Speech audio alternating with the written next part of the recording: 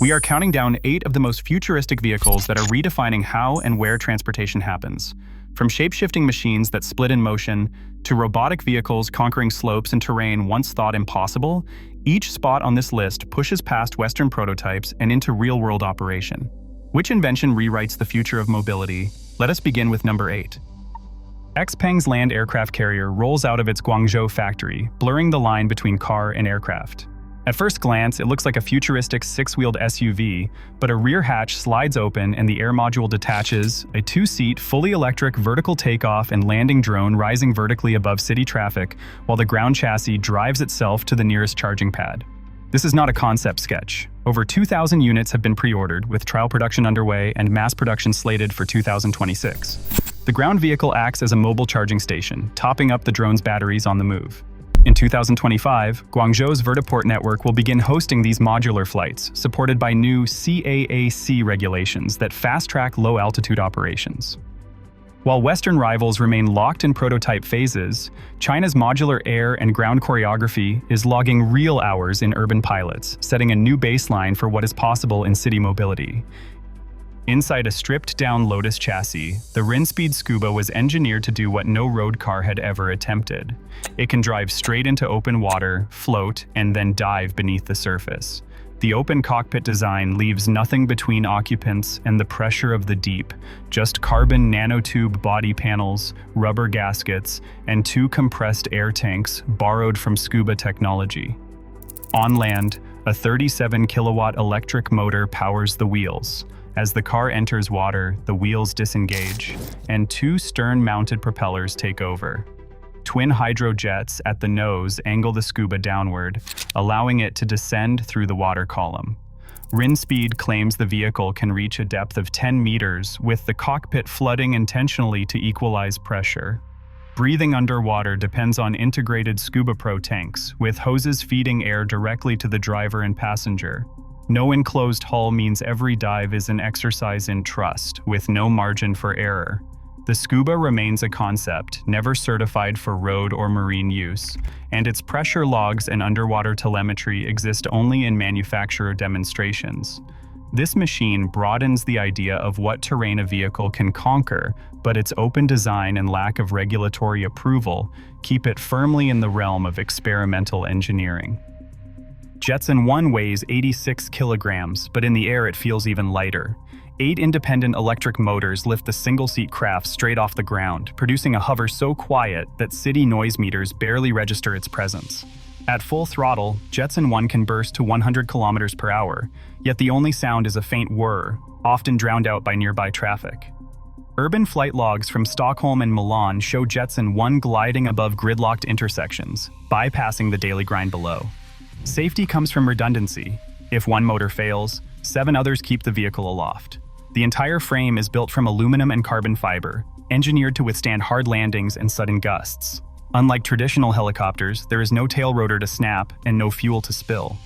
The real breakthrough, though, is the promise of personal flight corridors, a future where anyone can rise above city streets in absolute silence, escaping congestion with a single joystick push. On rough ground where wheels lose their grip, a new breed of machine steps forward. Kawasaki's Corleo is not a car, not a motorcycle, but a 4-legged robotic horse powered by a 150 cubic centimeter hydrogen engine. The hum of combustion is almost drowned out by the soft, rhythmic thud of its articulated legs as they press into dirt, stone, and uneven ruins. Each leg is driven by electric actuators, delivering bursts of torque that let the machine stride up stairs 30 centimeters high, terrain that leaves traditional vehicles stranded. The seat floats above the frame, adjusting to every movement, while AI balance systems keep the rider upright even on shifting rubble. At rest, a dashboard display tracks hydrogen levels and actuator diagnostics, ready for the next climb. Refueling is as simple as swapping a rear-mounted hydrogen canister, producing only water vapor as exhaust. The Corleo's gait feels almost organic, each step absorbing shock and adapting to the ground below. In prototype trials, engineers log performance data on stair climbing and endurance, pushing the limits of legged mobility. While the current runtime is limited by hydrogen storage, the promise is clear. Machines that walk can reach places no wheel has ever touched. Water surges across a flooded street.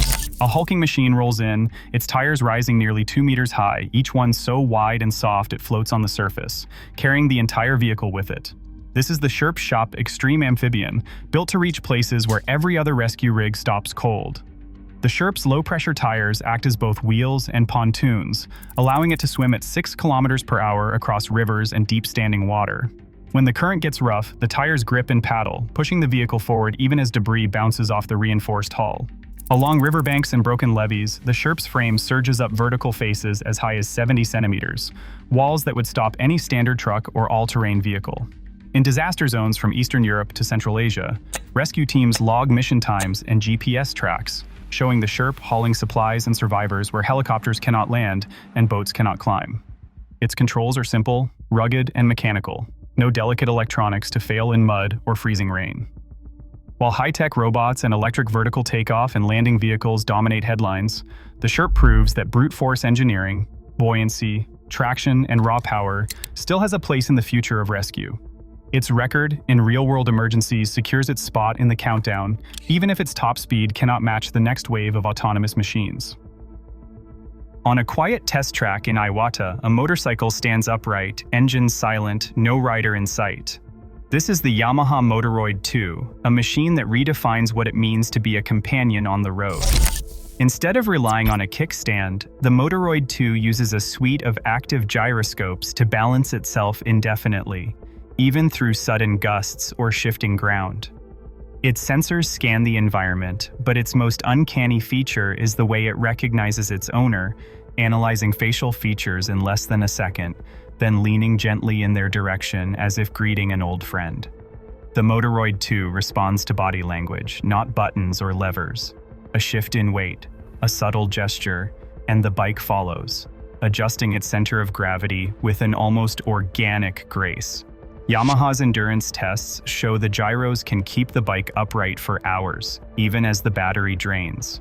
Yet with every biometric scan, questions about data privacy and machine intimacy linger in the background. For now, the Motoroid 2 remains a prototype, but its balance of autonomy and human connection hints at a future where vehicles don't just move us, they know us.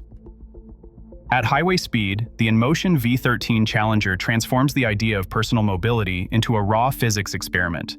This is a single electric wheel, standing just over half a meter tall, capable of reaching 97 kilometers per hour, faster than most city speed limits. Acceleration is controlled by nothing more than the rider's balance. A forward lean triggers a surge of torque, while a subtle shift back brings the machine to a stop. Advanced controller area network bus telemetry logs every movement, recording pitch angle, temperature, and current draw in real time. On steep inclines, the V13's 4,500-watt motor and oversized battery let experienced riders scale 45-degree slopes, angles that would defeat most motorcycles or all-terrain vehicles. Regenerative braking keeps the wheel stable on descents, feeding energy back into the pack and preventing overheating even during aggressive speed runs. Safety is mandatory. Crash statistics from user groups show that at these velocities, a helmet and armored jacket are non-negotiable. The V13 is not just a toy for thrill seekers, it is a consumer device engineered to elite standards, with telemetry and safety systems rivaling those found in professional motorsport. As Western competitors debate legal limits and certification, Chinese manufacturers are selling high-spec wheels directly to riders, raising the bar for what is possible in compact electric transport. A silent trail cuts across the frozen slope, leaving only the faintest imprint in the snow. The Moonbike Revolution moves without a roar, its electric rear track gripping the mountain at a 60% gradient, an incline that would defeat most snowmobiles, let alone wheeled vehicles.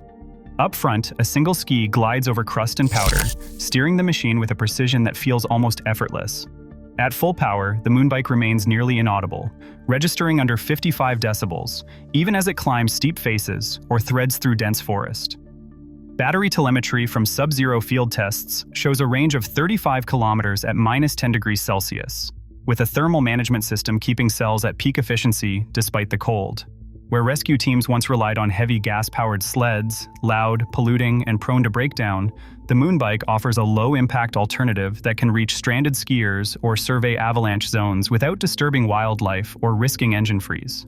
Its compact frame and featherlight footprint allow for quick deployment in places helicopters cannot land and snowcats cannot reach.